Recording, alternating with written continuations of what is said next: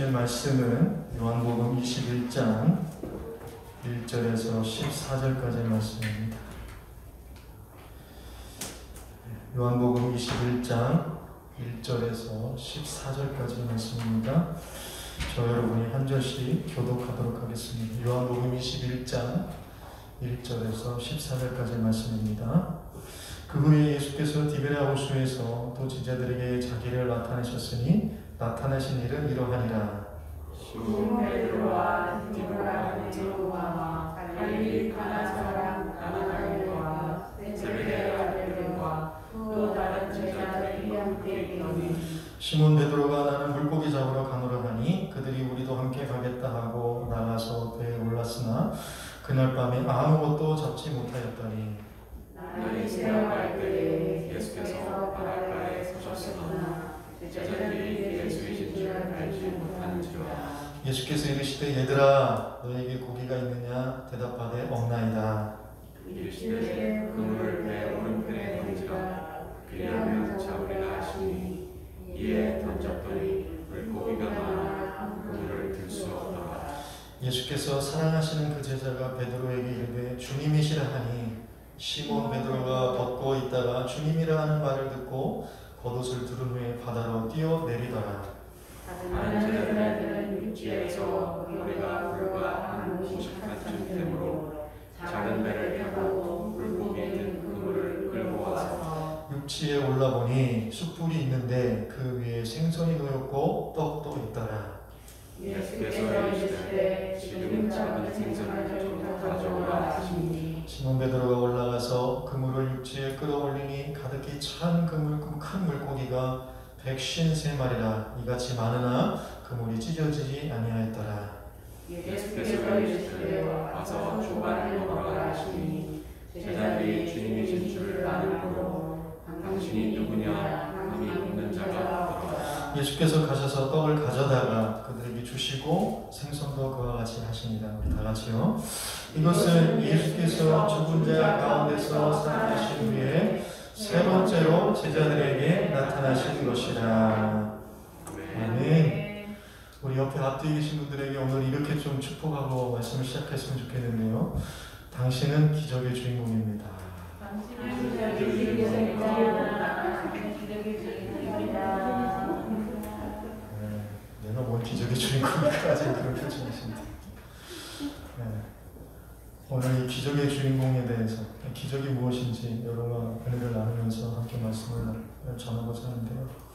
이제 요한복음 21장 마무리하는 장에 들어왔습니다. 그럼 요한복음 21장 마무리하는 그 장 첫 절을 보니까 그 후에 이렇게 시작이 돼요. 그 후에. 여러분 그 후에라는 말은 어떤 후를 얘기하는 겁니까? 앞에 20장 우리가 지난번까지 살펴본 20장에 있었던 예수님이 부활하신 예수님이 제자들에게 두 번 나타나신 그 후에라는 얘기잖아요. 그렇죠? 첫 번째 나타났을 때는 제자들이 두렵고 떨려가지고 숨어 있었잖아요. 문을 닫아놓고 다 숨어 있었으면 유대인들이 들어오면서 죽을까봐.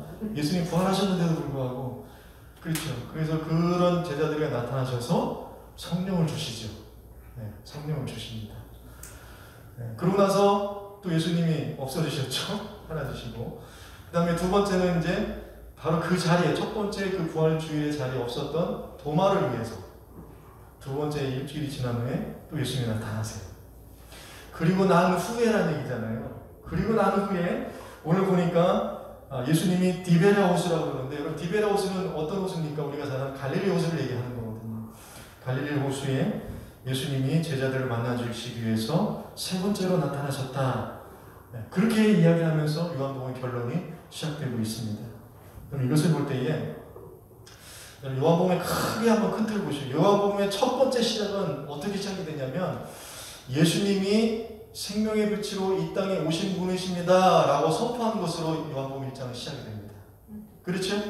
예수님은 생명의 빛이십니다 라는 것으로 그것을 선포하는 것으로 1장이 시작되고요. 오늘 21장 마지막은요. 보세요. 그 시간적 배경이 어딥니까? 밤이에요. 밤인데 그 밤이 밝아오는 이른 아침의 시점으로 마무리가 되고 있다는 거예요. 그러니까 요한복음은 지금 얘기하고 싶은 건 뭐냐면 예수님이 생명의 빛 되시는 분이다. 그것을 지금 이야기해주고 싶은 겁니다. 오늘 부활하신 예수님, 예수님이 갈릴리의 제자들을 찾아오신 이유가 바로 여기 있는데요. 아직도 어두움과 영적인 무지에 가려져 있던 그 제자들의 마음에 생명의 빛을 회복시키시고 또 그 빛으로 충만하게 해주시기 위해서 지금 갈릴리 제자들에게 또 다시 나타나셨다. 지금 그 말씀을 해주고 있는 것입니다. 사랑하는 성도 여러분, 우리의 인생도 생명의 빛 되시는 예수님과 함께 밝은 생명의 빛 가운데로 걸어가시고 또 그렇게 마무리되고 결론되어지는 복된 인생들이 되시기를 바랍니다.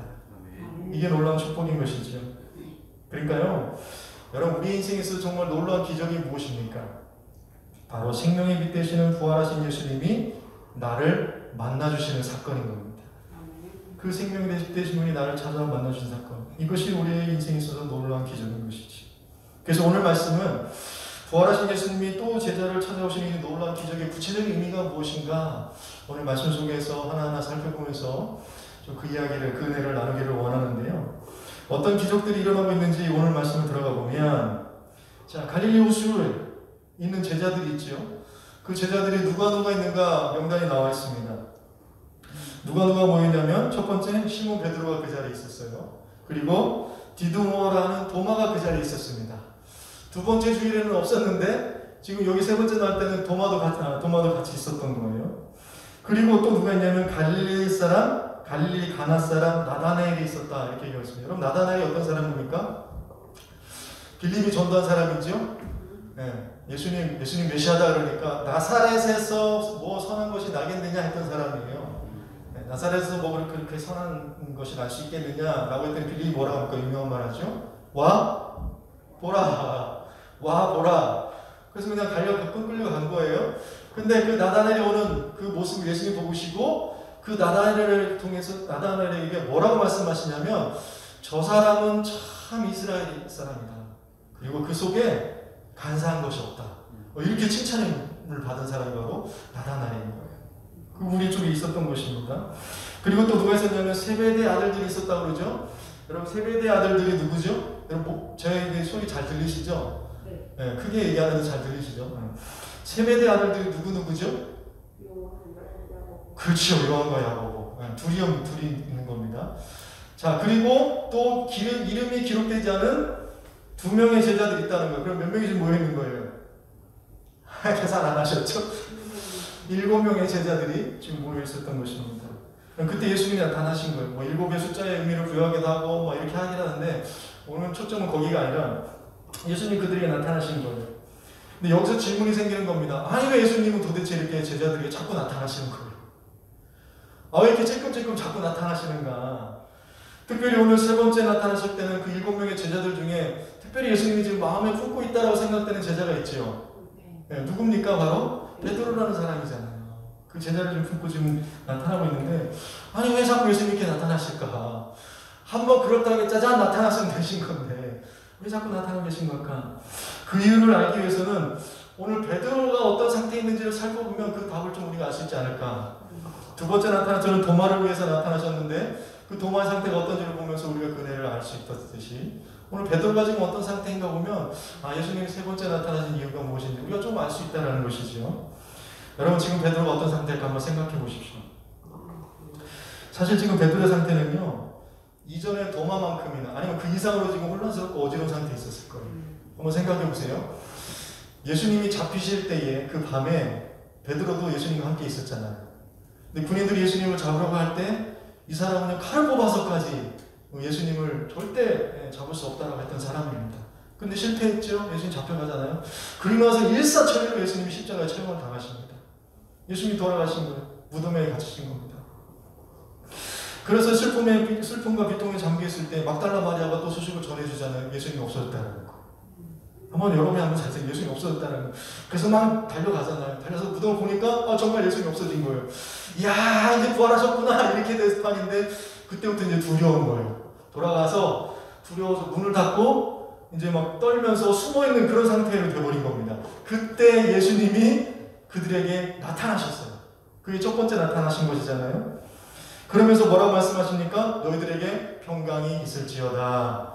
성경을 보니까 분명히 문이 닫혀 있었다 그래요. 문이 닫혀 있었어요. 근데 나타나신 거예요. 놀라운 일이죠. 네, 여러분 눈에 별로 놀란 것 같지 않은데 생각해 문이 다 닫혔는데 예수님 쫙 나타나신 거예요. 그리고 평강이 있을지어다 하고 또 사라지신 거예요. 아니 이게 도대체 무슨 일인가? 무슨 일이 벌어지고 있는가? 너무나 어리둥절해하고 있을 때에 일주일이 지났는데 또 나타나신 거예요. 물론 이때는 도마를 위해서 나타나신 것이지만 제자들 다 있었잖아요. 그러면서 뭐라고 말씀하시면 보지 못하고 믿는 사람이 복되다. 또 이야기를 하시고 또 사라지세요. 아니 이게 무슨 말인가? 이게 너무 헷갈리고 정신이 없는 시간들을 지금 여러분 하면서 계속 보내고 있는 거예요. 그렇잖아요 지금. 몇 주간을 그렇게 지금 보내고 있는 거예요. 알다가도 모를 일이 계속해서 일어나고 있는 것입니다. 살아계신 예수님이 내가 지켜내려고 하는데 지켜내지 못하고 십자가 돌아가셨어요. 무덤에 들어가셨어요. 근데 없어졌다는 거예요. 그 없어진 예수님이 내가 있는 여기에 나타나셨어요. 근데 또 사라지셨어요. 그래서 고민되고 있는데 또 여기에 나타나신 거예요. 그러다 또 사라지신 것입니다. 그러니까 얼마나 혼란스러웠을까. 그런 혼란 속에 있을 때에 여러분 베드로가 정말 좋은 머리가 아니잖아요. 네, 좋은 머리가 아닐 때는 머리가 터졌을 것 같아요. 이걸 어떻게 이해를 해야 되나. 그래서 이 혼란스러운 베드로가 선택한 것은 그래 예수님이 벌하셨으니까 이게 무슨 의미를 찾아야 될까 이런 걸 고민한 게 아니라 자기가 그 전에 익숙했던 익숙하게 해왔던 일인 고기 잡는 일로 다시 돌아가게 됩니다. 어떻게 보면은 거기에서 자기가 안정을 찾을 수 있을까?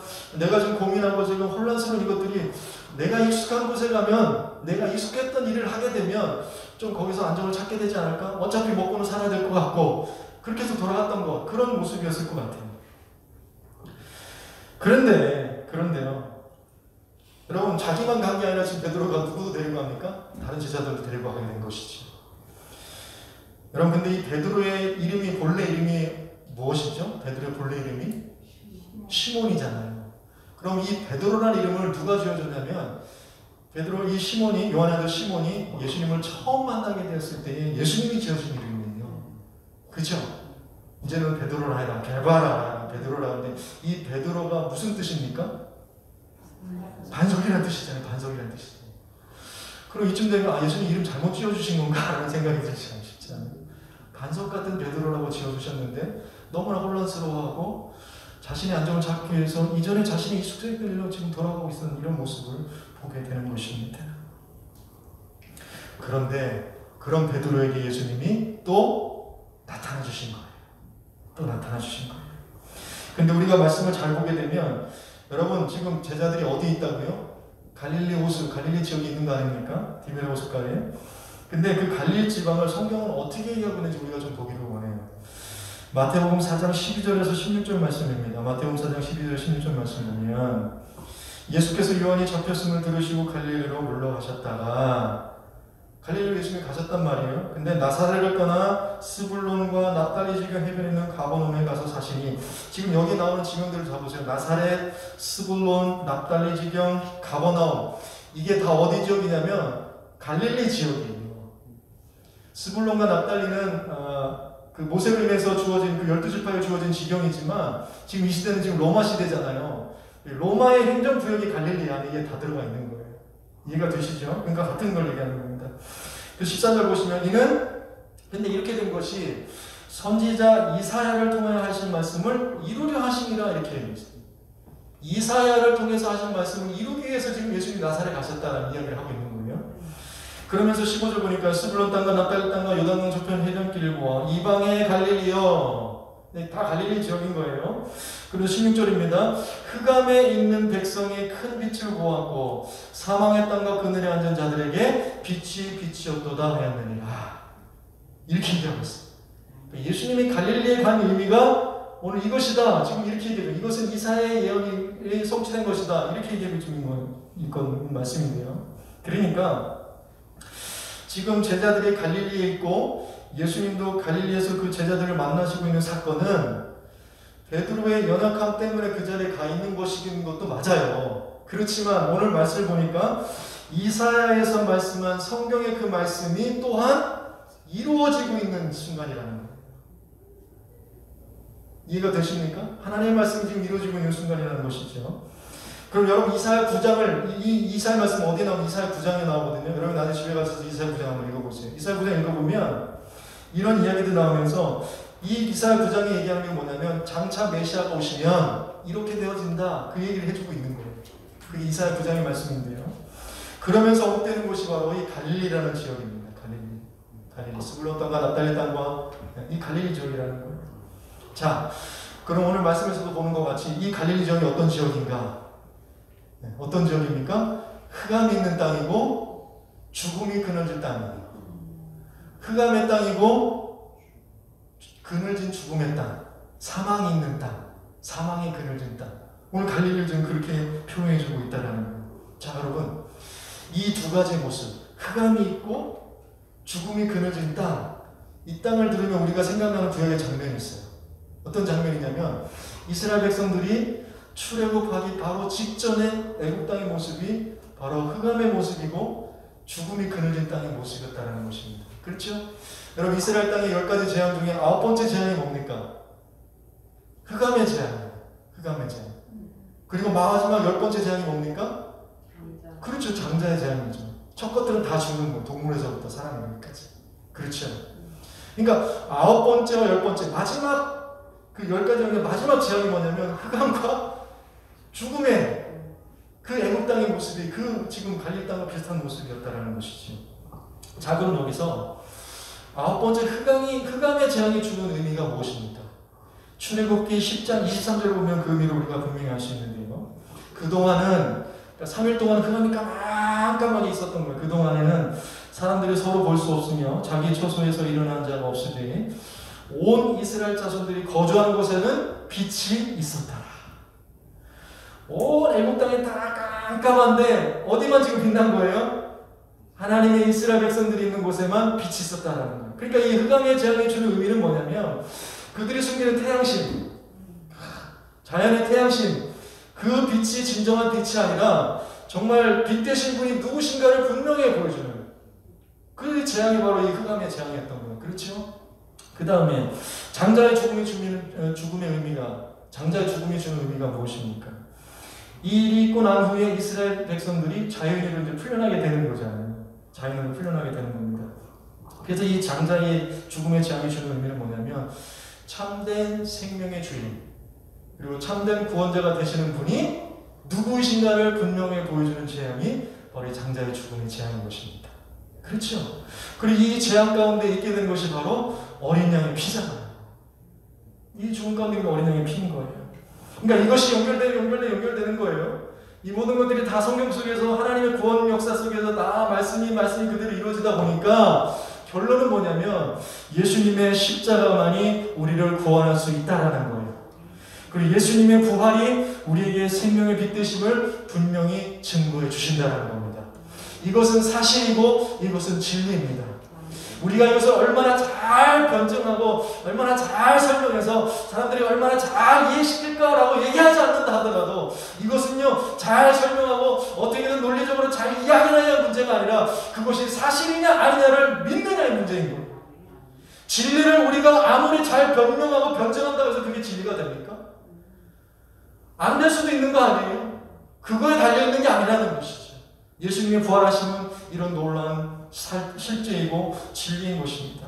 그래서 지금 제자들도 갈릴리에 있고 예수님도 갈릴리에 있는 제자들이 나타났던 중요한 이유는 뭐냐면 그 흑암의 권세와 그는 죽음의 땅에 이제는 생명을 회복하시기 위해서 그 사역을 위해서 예수님이 나타나셨다는 거예요. 그러니까 이 시작을 아직도 부활하신 예수님을 알지 못했다. 오늘 마지막에도 알지 못했다라고 계속 나오고 있잖아요. 알지 못하고 있던 제자들에게서부터 시작하기를 원하셨다라는 거예요. 여러분 이것이 예수님의 은혜인 것입니다.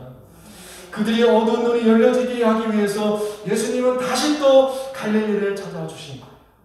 갈릴리를 찾아와 주신 거예요. 여러분 지금은요 세상 어디를 가도 안전한 것이 없는 세상 어디를 가도 안전한 것이 없는 그런 시대를 살아가고 있습니다. 그래서 어떻게 보면 지금 우리가 살아가고 있는 지금 이 땅이 마치 성경에서 예언하는 갈릴리 땅과 같이 흑암과 죽음이 그늘지어 있는 지금 이 시대를 이 세상을 지금 우리는 살아가고 있다 그렇게 볼 수 있는 거예요. 너도 나도 혼란스러워하고 있잖아요. 여러분 교회도 예외는 아닙니다. 교회도 혼란스러워하고 있어요. 저도 마찬가지죠. 그래서 이 코로나 시대도 그렇지만 이후에 이제는 다시 2019년 이전으로 돌아가지 못할 것이다 이렇게 얘기를 하고 있는데, 그러면 앞으로 우리 목회를 어떻게 해야 될 것이며 이거 어떻게 사역을 해야 될 것인가 고민도 해보고요. 혼자 고민만 하는 것인지 모르겠지만 기도도 하면서, 그래서 이 책도 읽어보고 저 책도 읽어봐요. 그런데요, 딱히 부족한 게 없는 거예요. 원론적인 것들은 다 있어요. 그리고 우리가 해야 될 것들은 예전부터 다 했던 얘기예요. 근데 솔직하게 고백을 하는 거예요, 다들. 솔직히 딱히 정확하게 어떻게 해야 됐다는 걸 모르겠다는 거예요. 왜냐하면 아직 우리 이것을 지나가고 있기 때문에. 나중에 가서 하나님이 어떻게 하셨고 인도하셨고 또 그 결과들 나오고 또 그러면서 이렇게 모르겠는데, 지금은 우리도 모르겠다는 거예요. 여러분, 그런데요, 오늘 말씀은 그 그늘지고 어둡고 혼란스러운 구석구석에 예수님이 생명의 빛으로 나타나 주신다는 겁니다. 이거 하나만큼은 분명하다는 거예요. 이거 하나만큼은. 그러니까 여러분, 하나님의 말씀이 이렇게 이루어지셨잖아요. 이사야의 말씀이 그렇게 이루어지고 오늘 또 나사를 가신 이유가 그냥 가신 게 아니라 이런 놀라운 이 말씀이 이루어지는 뜻이 앞으로 세상이 어떻게 변하든 여러분 예수님이 생명의 빛이 되신다는 것, 이것은요 1.1획도 변함없이 이루어지는 줄 믿습니다. 그 어떤 세상이 우리 앞에 다가온다 할지라도 예수님은 생명이 되시는 거예요. 이건 반드시 이루어지게 되어 있다는 것이죠. 이것 하나는 분명히 잡게 하시려고 예수님은 갈릴리에 있는 제자들에게 나타나신 겁니다. 우리 일상 가운데 나타나신 거예요. 그래서 여러분, 나타나셨다라는 말은요, 오늘 보면 나타나셨다는 말은 그냥 시각적으로 이렇게 눈에 나타나셨다라는 것뿐만 아니라 구속 역사의 마지막이자 비밀이신 예수 그리스도를 드러냈다라는 뜻으로 쓰이는 단어예요. 예수 그리스도를 드러내셨다라는 단어가 나타났다는 단어로 쓰인다는 것입니다.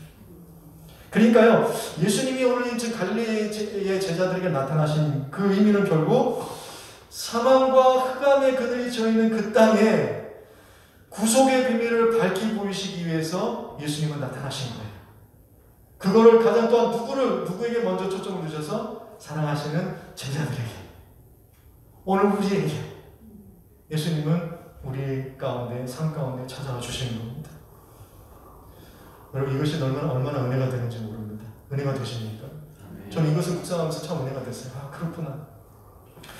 혼란스러워하는 베드로를 외면하지 않으시고 여전히 찾아와 주셨다는 거예요. 그리고 이 생명의 약속에 대한 믿음을 회복시켜 주시기 위해서 예수님은 그 당시 제자들에게 나타나셔 주셨던 것처럼 오늘 우리에게도 그 예수님은 여전히 나타나 주신다는 거예요. 말씀 가운데 나타나 주신다는 것이죠. 그러니까요, 여러분, 예수님이 세상 끝날까지 여러분과 함께 하신다고 약속해 주셨습니다. 근데 이건요, 그냥 여러분에게 용기 내, 힘을 내, 이 정도로 그냥 입 바른 소리 하는 게 아니라요, 정말 요즘 말로 얘기하면 찐 약속입니다. 찐 약속. 진짜 실제적으로 구체적으로 내가 너와 함께 하겠다는 약속인 것입니다. 오늘 그것을 오늘 베드로 찾아오시고 제자를 찾아오신 갈릴리에 있는 이 찾아오신 예수님 통해서 우리가 보게 된다는 것이지요. 여러분, 다시 한번 이 약속을 부여잡으시고 이 흑암과 죽음이 끊어진 세상을 은혜의 간격으로 살아가는 모두가 되시기를 바랍니다. 예수님은 이 성취와 기대로 제자들에게 나타나셨듯이 오늘 우리에게도 나타나시는 줄 믿습니다. 이것이 바로 오늘 우리 일상에서 겪게 되는 기적이 바로 이런 거예요. 일상에서 겪게 되는 기적이라는 것이 바로 이것입니다. 좀 더 말씀을 이야기해보면요, 이렇게 예수님이 제자들에게 나타나신 것 자체도 참 놀라운 은혜잖아요. 이사야의 말씀, 그 흑암과 그 죽음의 그늘진 땅을 생명의 빛으로 회복하시기 위해서 나타나신 건데 그것만으로 감사한 일이에요. 근데 예수님이 제자들에게 나타나셔 하신 일을 보십시오. 첫 번째 하시는 게 뭐냐면 고기 잡는 거, 거기에 신경 쓰신 거예요. 고기 잡는 거, 그것도 그냥 대충 잡게 하신 게 아니라 풍성하게 잡도록 해주셨다는 것입니다. 여러분, 성경을 보니까 153마리를 잡았다고 이렇게 이야기하고 있잖아요. 근데 성경 어디에도 기적적인 물고기를 잡고 나서 그 숫자를 기록한 데는 없어요. 근데 오늘 요한복음은 좀 달랐습니다. 153마리, 그것도 큰 물고기만 153마리예요. 그러니까 누군가 세웠다는 얘기잖아요. 153마리 세웠다는 거잖아요. 왜 세웠을까요? 아니 요한복음에 153마리에 어떤 분은 또 이 153마리로 또 사업을 거창하게 하신 분도 계셨다고 하지만 왜 그러셨을까요? 왜 이 숫자가 그렇게 했을까? 여러분 예수님의 은혜는요 우리를 찾아와서 우리를 회복하시는 예수님의 은혜는 실제적이고 구체적인 은혜라는 거예요. 그러니까 뭉뚱그려가지고 뭐 우리가 말로는 개념적으로 얘기는 하긴 하지만 그러나 그 받은 은혜들을 한번 잘 돌아보고 세워보라는 거예요. 세워보라는 거예요. 예수님의 나타나심과 우리 삶 가운데 베풀으신 은혜는요 너무나 구체적이었다는 거예요. 나는 알지 못하고 나는 다 고백하지 못했지만 여러분 그 구체적인 은혜들이 우리 삶 가운데 있었다는 것이죠. 그래서 이번 한 주간 숙제를 드립니다. 내 안에 내 일생 속, 그러니까 일상 속에서 베풀어진 그 은혜들을 한번 쫙 세워보시는 거예요. 그래서 세워보니까 목사님 제가 일주일간 세워보니까 153개 이상이나 되는 걸 발견했습니다. 라고 해서 다음 주에 말씀해 주시면 제가 선물을 드리겠습니다. 153개, 153개나 되던데요? 이런 것도 은혜고 이런 것도 은혜고 여러분 일주일간처럼 그 은혜 세기만 해도 바쁘겠지요. 그런 한 주간 되시길 축복합니다. 예수님의 은혜가 이렇다라는 거예요. 은혜가 이렇다라는 거예요. 그래서 우리에게 주어진 이 모든 일상이 주의 은혜 가운데 있음을 기억하시기 바랍니다. 예수님은요 다 아세요. 왜 밤새고 있는지, 무엇을 고민하고 있는지, 그리고 그 마음 가운데 무엇이 혼란스러운지, 그리고 지금 가장 필요한 것이 무엇인지 모르는 게 아니에요. 예수님 너무나 잘 알고 계십니다. 그런 가운데 실제적으로 예수님 우리에게 그 은혜를 채워주시는 분이십니다. 얼마나 감사합니까? 그래서 이 일상의 작은 은혜들을 하나하나 세워보시는 그런 복된 인생들이 되시길 축복합니다. 근데 그것뿐만이 아니잖아요. 고기 잡기 하는 걸로 끝난 게 아니라 12절을 또 보시니까 고기 잡고 이 밤새도록 고생하고 고기 잡은 이 제자들에게 아침밥을 해서 또 먹이신다는 거예요. 여러분 이거 이야기 너무나 잘 아시잖아요. 이게 얼마나 은혜가 되는지 몰라요. 얼마나 되는지. 아침밥을 먹이세요. 떡하고 물고기를 부어가지고 먹여주십니다. 여러분 보십시오. 부활하신 예수님이 제자들에게 나타나셔서 하신 일이 뭡니까? 짜잔! 뭐 내가 나타났으니까 봐라. 부활하신 이 영광이 얼마나 대단한 건지 너희들 봐라. 지금 이런 게 아니라 물고기 153마리 새끼하고 물론 그것도 대단한 은혜죠. 낚시 좋아하시는 분들은 뭐 아실지 모르겠는데 이거 얼마나 큰 겁니까? 153마리나. 노스캐롤라인에 아는 목사님이 거기는 그 갈치가 그렇게 잘 잡힌다고 나보고 꼭 잡으러 오라고 그러는데 갈치가 이만하더라고요. 사진 찍어서 보내는 거. 진짜 이만해요. 네, 뭐 마트에서 그것도 판다고 잡아가지고 그럴 정도로. 여러분 그런 제가 지금 무슨 얘기하다 지금 얘기한 거지? 같이 얘기는 없었는데 네, 예수님이 하신 일이 이거 부활하신 예수님이 나타나서 하신 일이 뭐예요? 고기 잡게 하신 거예요. 풍성하게. 그리고 또 뭐예요? 얘들아 일로 와. 얘들아 일로 와. 얘들아 이놈의 새끼들 일로 와. 이게 아니라 얘들아 일로 와. 그러면서 너네들 왜 그래도 그 정도 봤으면 이제 알아야지. 아직도 이러고 있니? 이러신 게 아니라 일로 와. 고생했지? 그래. 힘들지? 먹어. 먹여주신다는 거예요. 그러니까 오늘 예수님은요. 여러분 이건 비록 작은 일상이잖아요. 153마리 잡은 거 크다고 하면 클 수 있지만 그러나 작은 일상이잖아요. 그러나 그 속에 아낌없는 은혜와 위로를 제자들에게 주고 계셨다는 거예요. 부활하신 예수님이 다른 거 할 일도 많으실 건데 지금 그런 제자들을 찾아와 주셔서 회복시키고 있었다는 얘기입니다. 그러니까 예수님에게 중요한 건 뭐냐면 십자가를 지시면서부터 계속해서 집중하셨던 건 뭐냐면 다른 게 아니에요. 세계복음화, 세계 선교화 이게 아니었어요. 제자들이었어요. 그냥 제자들이었어요. 부활하시고 나서도 부활하신 예수님 그냥 대강당에 한번 나타나시면 끝나는 거 아닐까요? 야, 내가 봐라 니네들이 죽였던 예수다 나타났다. 이거 한 번이면 끝날 건데 그냥 제자들이 찔끔찔끔 들고 나타나시면서 평안히 있으라, 믿음을 회복해라. 이게 예수님의 매너였어요. 예수님의 중요한 일이었다는 것입니다. 여러분 이건 얼마나 감사한지. 근데 이것이 결코 작은 일이 아니잖아요. 작은 일상에 찾아오셨던 작은 일이 아닌 이유가 뭐냐면 혼란스러운 몇 주간을 그렇게 보내고 있는 베드로가 이제는 예수님을 제대로 알게 되는 순간이었기 때문입니다. 여러분, 이게 일상 속에 찾아오신 예수님의 기적인 거예요. 그러니까요, 오늘 이 말씀에서 정말 놀라운 기적은 제자들이 큰 고기 153마리를 잡았습니다가 아니라, 그것이 아니라 예수님에 대한 믿음이 분명하게 정리가 되었다는 것과 예수님이 우리를 돌보시기 위해서 이렇게까지 하고 계시다는 것을 내가 깨닫게 되고 알게 되고 믿게 되는 것, 그것이 바로 오늘 일상에서 누리게 되는 놀라운 기적인 것입니다. 여러분, 오늘 우리에게도 이런 일상에서의 기적이 언제나 있게 되기를 바랍니다. 이를 위해서 예수님은 자신의 모든 것을 다 내어주셨어요. 이미 십자가에 죽으신 것만으로도 충분한 거 아닙니까? 부활하셔서 보이시고 소망을 주신 것만으로 충분하세요. 그런데도 이렇게까지 하시면서까지 그것만으로 충분한데 더 주시기 위해서, 그 은혜를 더 풍성하기 위해서 오늘 제자들을 찾아오신 예수님은 오늘 저와 여러분, 이 시골교회 목사와 여러분에게도 찾아오는 줄 믿습니다. 모고메리를 시골이라고 해서 기분 나빠하시는 분 없으시죠? 오늘 이거 나누는 데서 찾아와 주시는 거예요. 여러분, 로마서 8장 32절 보십시오.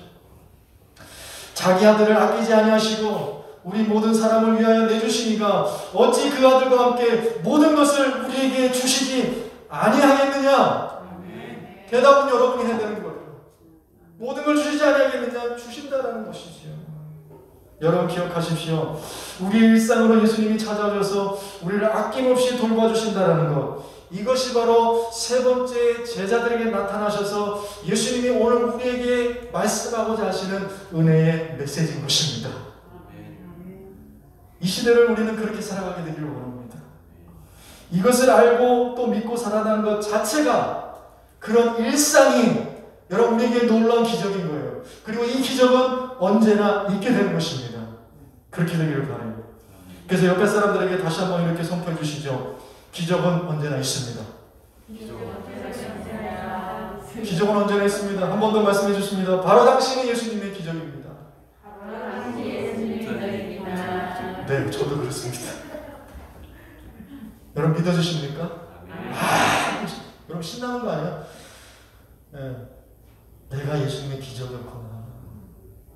내가 예수님의 기적이었구나. 여러분, 누가복음 15장을 보면요, 이 돌보심의 은혜가 얼마나 놀라운 은혜인지를 얘기해 준 비유가 있거든요. 누가복음 15장에 보니까 여러분이 잘 아는 어떤 비유가 있냐면 탕자의 비유가 있잖아요. 탕자의 비유. 여러분, 예수님이 비유로 말씀하신다는 것은 그 비유를 통해서 누군가 좀 알아듣고 깨달았으면 좋겠다 해서 비유로 말씀하시는 거잖아요. 그렇죠. 그러면 예수님이 지금 이 탕자의 비유, 거기에 여러 가지 비유가 있지만 이 탕자의 비유는 누구 보고 들으라고 하시는 이야기일까? 누가 좀 알아들었으면 좋겠을까 하는 비유였을까? 첫째. 네, 뜬금없이 첫째. 또 아주 정확하게 말씀해 주셨어요. 초반부터. 자, 누구에게 얘기한 건가? 누가복음 15장 1절에서 2절을 보십시오. 그 비유가 시작될 때에 모든 세리와 죄인들이 말씀을 들으러 가까이 나오니 바리새인과 서기관들이 수군거려 이르되 이 사람이 죄인을 영접하고 음식을 같이 먹는다더라. 이렇게 얘기한 거예요. 그러니까 지금 두 부류의 사람이 있잖아요. 예수님께 지금 나오는 사람들이, 첫 번째는 세리와 죄인들이 있고, 그리고 두 번째 부류는 바리새인과 서기관들이 있다는 겁니다. 자, 그럼 아까 말씀하셨듯이 두 아들 비유에서 첫 번째 아들은 지금 누구를 비유로 말씀하고 있는 거예요? 첫 번째 아들. 첫 번째 아들. 두 아들 있잖아요. 첫째 형. 그렇죠. 바리새인들과 서기관들. 두 번째는요, 둘째 아들, 못된 둘째 아들은요, 세리와 죄인들을 지금 그래서 비유해주고 있는 거잖아요. 자, 그렇다면 아까 말씀하셨는데 이 비유는 그러면 그 두 사람이 다 들어야 되는 비유이기도 하지만 누가 좀 더 들었으면 좋겠다. 첫째일까요, 둘째일까요? 고민하시는 분이시죠? 첫째 아들을 들으라고 하는 거예요. 왜냐하면 그 비유를 잘 보시면 첫째 아들로 비유가 시작돼서 마지막은 둘째 아들로 비유가 시작돼서 마지막은 첫째 아들에 대한 이야기로 마무리가 돼요. 그러니까 이 비유는 지금 누가 들으라는 얘기예요? 첫째 보고 들으라는 얘기예요. 그 얘기 뭐냐면 바리새인과 서기관들이 들었으면 하는 얘기라는 것이죠. 이게 일단 정리가 되면, 자 그러면 이 못된 둘째 아들이 예수 그 아버지에게 재산을 요구하는 그 말씀이 있잖아요. 그 말씀 한번 보기를 원합니다. 누가복음 15장 12절인데 그 둘째가 아버지에게 말하되 아버지여 재산 중에서 내가 돌아올 분깃을 내게 주소서 하는지라 아버지가 그 살림을 각각 나눠주었다 이렇게 되어 있어요. 여기서 살림을 나눠줬다라는 얘기는 우리가 흔히 생각할 때 그냥 재산 한 부분 떼어주었다 이렇게 생각하시잖아요. 그런데 이건 재산을 이야기하는 단어가 아니라는 거예요. 이 원래 단어 의미는 뭐냐면, 여러분 이 단어들이 쓰인 말씀을 좀 보기를 원하는데요. 누가복음 21장 4절 말씀 보면 저들은 그 풍족한 중에서 헌금을 넣었거니와 이 과부는 그 가난한 중에서 자기가 가지고 있는 생활비 전부를 드렸다 이렇게 있잖아요. living cost, 생활비, 이게 동일한 단어예요. 살림이라는 단어와 동일한 거예요. 그리고 디모데전서 2장 2절에 임금들과 높은 지에 있는 모든 사람을 위하여 하라. 이는 우리가 모든 경건과 단정함으로 그를 고요하고 평안한 생활을 하려 함 이렇게 되어 있죠. 생활, living. 이게 지금 동일한 단어예요. 그러니까 여기서 살림이라고 쓰인 단어는 재물을 얘기하는 게 아니라 생명을 얘기하는 거예요. 그 원래 뜻은. 이해가 되시죠? 그러니까 재물이라는 단어를 재물을 떼어줬다라고 싶으면 그 앞에 분깃이라는 얘기 다른 단어들 얼마든지 있어요. 근데 살림을 우리가 살림이라고 번역을 해서 그런 거지. 그러니까 지금 둘째 아들이 아버지에게 요구한 건 뭐냐면 아버지의 목숨을 찢어달라고 요구한 거예요. 그리고 그 아버지는 그렇게 요구한 아들에게 자기의 목숨을 찢어준 겁니다. 그때 당시 문화도 그렇고 지금의 문화도 그렇지만 돌아가시지 않은 아버지한테 돌아가시고 난 후에 줄 유산을 달라는 거, 목숨을 찢어달라는 얘기인 거예요. 그렇지 않아요? 그래서 이 단어가 지금 쓰이고 있는 거예요. 그런데 그 아버지는 어떻게 했어요? 어떻게 감히 아버지한테 그럴 수 있어? 이게 아니라 찢어주신 거예요. 이 은혜이지요. 그런데 그러고 나서 탕자가 둘째 아들이 깨닫고 돌아오는데 돌아올 때 어떻게 합니까? 너 3분의 1 가져갔으니까 이제 나한테는 줄 거 없어. 이게 아니라 입히시고 신기시고 끼우시고 그리고 또 잔치를 벌여주셨던 거예요. 잔치를 벌여주셨던 거예요. 이게 무슨 말이냐면 다시 잃어버린 아들로서의 상속권을 회복해 주셨다는 얘기예요. 너 3분의 1 가져간 거 다 썼으니까 너 이제 국물도 없어. 이게 아니라 다시 아들로서의 상속권, 물론 장자는 아니지만 그래도 아들로서의 상속권을 다시 인정해 주셨다라는 것입니다. 여러분, 은혜 위에 은혜라는 말이 바로 이런 거예요. 그러니까 그 주신 은혜도 너무나 감사한데 하나님 앞에 돌아온 사람에게는 더 주시고 싶은 것이 아버지의 마음이라는 것입니다. 여러분, 이와 같이 우리를 회복시키기 위해서 자신의 생명까지 다 내어주시는 하나님의 사랑과 그 은혜를 오늘 흑암과 그늘진 사망의 땅인 갈릴리에서 예수님을 통해서도 오늘 우리는 보게 되는 것입니다. 이 놀라운 은혜를 누가 듣기를 원하는가? 이 탕자의 비유가 바로 예수 믿는다고 하는, 하나님의 말씀을 안다고 하는 바리새인과 서기관들이 듣기를 원하셨던 것 같이 오늘 예수님이 갈릴리 땅에 찾아오신 이 복음의 메시지, 이 은혜의 메시지는 세상 모든 사람들에게 뿐만 아니라 특별히 예수 믿는다고 하는, 제자라고 하는 오늘 예수 믿는 우리들에게 다시 한번 강조해 주시고 있는 말씀이에요. 여러분, 이 은혜가 오늘 우리 일상에 살면서 차고 넘치게 되기를 바랍니다. 거창한 것이 우리 기적이 아니에요. 바로 이런 은혜로 오늘 하루하루를 살아가는 것이 오늘 일상의 기적인 것입니다. 이것이 없으면 일상이 불평이에요. 이것이 없으면 일상이 어렵고 힘든 것뿐이죠. 그러나 이것이 있으면 우리의 일상은 기적이 일어나는 겁니다. 기적을 기대하시며 살아가길 바라요. 그러니까요, 기적을 찾아다니지 마세요. 기적을 찾아다니지 마세요. 기적은요, 이 예수 그리스도의 은혜로 살아가는 여러분의 일상이 기적입니다. 그렇지 않아요? 기적을 자꾸 찾아다니려고 하지 마세요. 여러분, 이 은혜가 차고 넘치기를 축복합니다. 말씀을 맺고자 하는데요, 사랑하는 다음교회 성도 여러분, 예수님은 제자들을 둘러싸고 있는 혼란을 정리해 주시고 그들 속에 부활에 대한 분명한 소망을 심어주시고자 계속해서 또 세 번째로 특별히 베드로 품으시면서, 우리가 또 다음 주에 또 사명 주신 이야기를 할 건데, 베드로 품으시면서 나타나 주셨던 거예요. 이를 위해서 막달라 마리아가 나타난 것이고, 이를 위해서 엠마오로 내려간 두 제자에게 나타나신 것이고, 이를 위해서 제자들에게 나타나신 거예요. 도마에게도 나타나신 거고 오늘 사랑하는 그 제자 베드로에게 나타나신 것입니다. 여러분, 갈릴리를 찾아오셔서 제자들을 회복시키신 이 기적이 우리의 일상에서 언제나 있게 되시기를 예수님의 이름으로 축복합니다. 아멘.